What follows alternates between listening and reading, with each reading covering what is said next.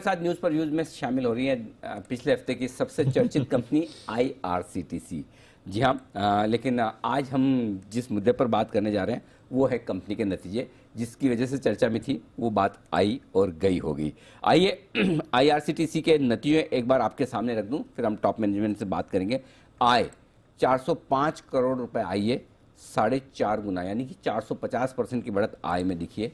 कामकाजी मुनाफा 211 करोड़ आया है, जो नुकसान था उसके मुकाबले में।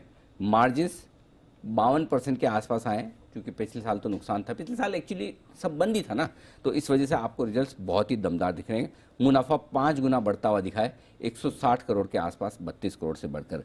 आइए स्वागत करते हैं कंपनी की सीएमडी एलए रजनी हसीजा जी हमारे साथ कार्यक्रम में शामिल हो रही है। रजनी जी गुड मॉर्निंग, स्वागत है आपका।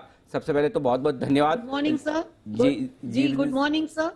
जी रजनी जी धन्यवाद। और आपको आईआरसीटीसी की पूरी टीम को बहुत बहुत शुभकामनाएं, बधाई दिवाली की, और उम्मीद करते हैं कि ये साल आपकी पूरी टीम के लिए, आपकी कंपनी के लिए बहुत अच्छा साबित हो। जी, हॉस्पिटैलिटी सेगमेंट को इस तरह की विशेष की बहुत जरूरत है शिंवी जी। बिल्कुल, हमेशा से है हमारी विशेष आपके साथ में, और इस बार देख के लग भी रहा है कि आईआरसीटीसी की ट्रेंड ट्रैक पर लौटती हुई दिख रही है। जो नतीजे दिख रहे हैं, जरा बताएं इस तिमाही के नतीजों के बारे में, आपके हिसाब से संतोषजनक है या और बेहतर होंगे? देखिए, अगर इस तिमाही को हम अपने से इससे पहले वाली तिमाही से कंपेयर करें तो हमारा जो रिजल्ट है तो भी अच्छा है, और पिछले साल की तिमाही से कंपेयर करें तो भी हमारा रिजल्ट अच्छा है। अभी भी लेकिन कुछ सेगमेंट ऐसे हैं, बिकॉज इंटरनेट टिकटिंग और रेल नीड तो प्रॉफिट में आ गए हैं, टूरिज्म अभी ट्रैक में आने में थोड़ा समय लग रहा है, इसलिए टूरिज्म में लॉसेस हैं। लेकिन केटरिंग के लॉसेस हमने जो पिछले तिमाही से अगर हम कंपेयर करते हैं तो हमारा जो लॉसेस हैं वो घट के मात्र 19 लाख रह गए। हम किसी भी दिन हम पूरा कर सकते हैं। So with the even in spite of the fact कि हमारा जो मॉडल है अभी डिफरेंट है, और अभी हमें कुक्ड फूड में रिस्टोर होने में थोड़ा समय शायद और है। ठीक बात है। सो हमारे लिए ये नतीजे बहुत ही आशावादी हैं, बहुत ही पॉजिटिविटी है कंपनी में, जिसको लेके पूरी टीम बड़ी एंथुसियास्टिक है, और आगे और मेहनत करने की भावना जगी है कि और खर्चे कम करके और मेहनत करके और रेवेन्यू लेके आएंगे। क्या बात अगर है। आप हाफ ईयरली की बात करें शिंवी जी, तो हाफ ईयरली में हमने टोटल जो है 678 करोड़ रुपया कमाया। उसमें से एक फर्स्ट क्वार्टर में हमने 257 करोड़ कमा लिया था, और सेकंड क्वार्टर में हमने 421। और फर्स्ट क्वार्टर में अगर हम देखिए तो हमने 158 करोड़ जो है पुट टुगेदर 241 करोड़ के आसपास हमारा मुनाफा रहा, जो कि काफी अच्छा रहा। अगर पिछली तिमाही से, पिछले साल की तिमाही से कंपेयर करते हैं, same quarter of the preceding year, तो हमारे जो नतीजे हैं वो 300% के आसपास अच्छे हैं। वो कंपैरिजन ठीक नहीं है क्योंकि इस पीरियड में कोविड था, लेकिन अगर हम अभी जो गत तिमाही बीती है तब भी कोविड था, सेकेंड वेव की, तो हमने उसकी तुलना में अच्छे किए। एक्चुअल हमारी लिटमस टेस्ट होगी इस तिमाही जो हमारी आने वाली, जहां हम इससे भी बेहतर करने की कोशिश कर रहे हैं, ताकि हम अपने इन्वेस्टर्स की आशा के अनुरूप एकदम आ सके। बिल्कुल परफेक्ट, बेहतरीन परफॉर्मेंस आती दिख रही। लेकिन इस परफॉर्मेंस को कंपेयर में करना चाहता हूं कोविड के पहले के लेवल्स के लिहाज से। क्या कोविड के पहले जिन लेवल्स पर आईआरसीटीसी काम करती थी उन लेवल्स तक पहुंच चुके हैं, या वहां कहां तक पहुंचे, जरा इसका एक अंदाजा दें। देखिए, इंटरनेट टिकटिंग में तो हम उसे सरपास कर चुके हैं, उससे हम कहीं आगे चल रहे हैं। लेकिन जहां तक हमारा केटरिंग का बिजनेस है, क्योंकि केटरिंग में हमारा 45% हमारी जो रेवेन्यू थी वो केटरिंग से आती थी। अगर आप 19-20 का हमारा रिजल्ट देखें तो हमारा टोटल रेवेन्यू फ्रॉम ऑपरेशंस जो था वो 2275 करोड़ था, जिसमें से 105 करोड़ हमारा अलोन जो है वो केटरिंग से था, दैट वाज अराउंड 45%।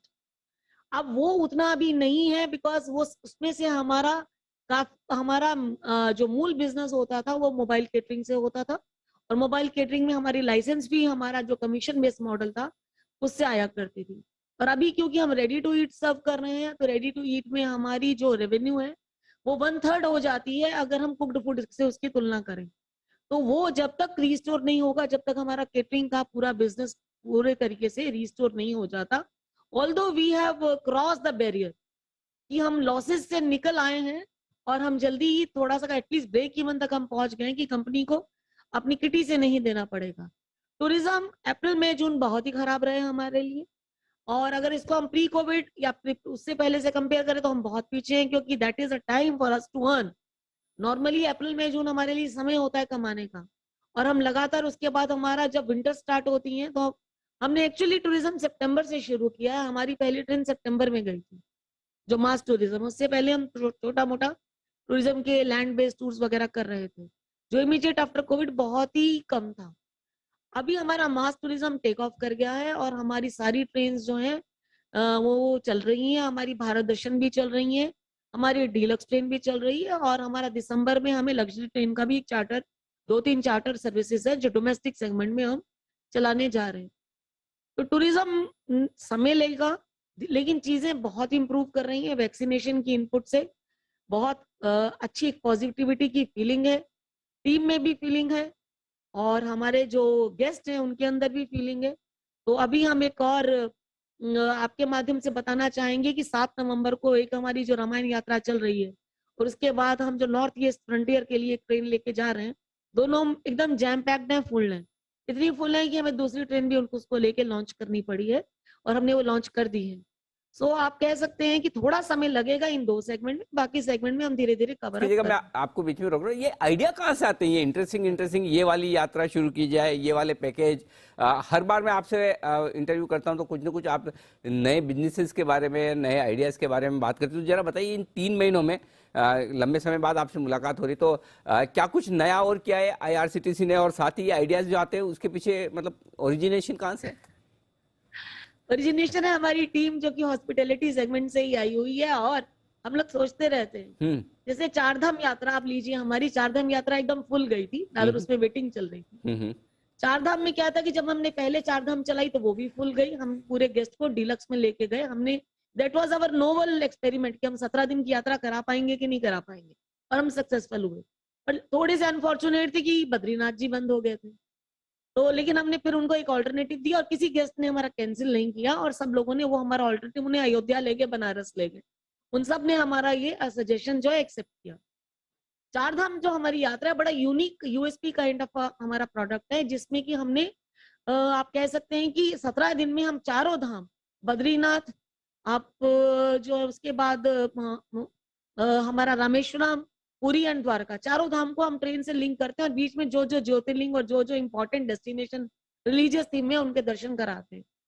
इस पैकेज में ये डीलक्स सेगमेंट में हमने पहली बार शुरू किया था।